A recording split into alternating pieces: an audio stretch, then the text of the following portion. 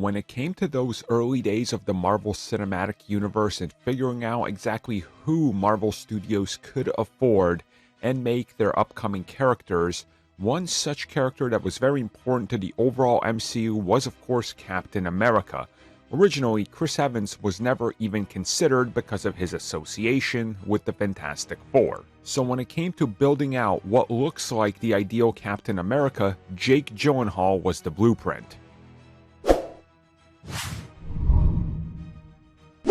If you go back to the mid to late 2000s, you realize that Jake Gyllenhaal was one of the people that was highly sought after by pretty much everybody in Hollywood. He was the starring man. Of course, at one point, he was even going to be Spider-Man, taking over for Tobey Maguire in Spider-Man 2 because of an injury that could have sidelined Tobey Maguire indefinitely. That, of course, didn't end up happening.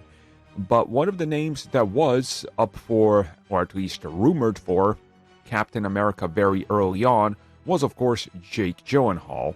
And we recently found out that when it came to developing the MCU version of Captain America, the concept art, how the character would look on a day-to-day basis with and without the Captain America outfit,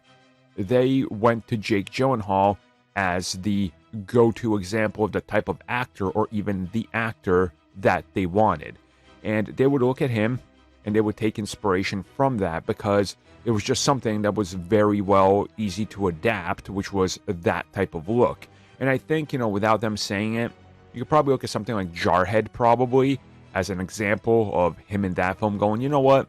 there's probably something here we can do with that design since the soldier and an actor on our wish list, so let's see what we can do and what we can modify as a piece of art. And this is sort of that interesting developmental, stage of a project where we know Marvel Studios has taken this route many times and eventually ended up getting whatever actor was considered or even a blueprint for the character for something else. I mean, Justin Hammer, for example, he auditioned and got pretty far for Iron Man. So it's one of these things where you look at it and you realize that the process that they go through hasn't really changed much over the last,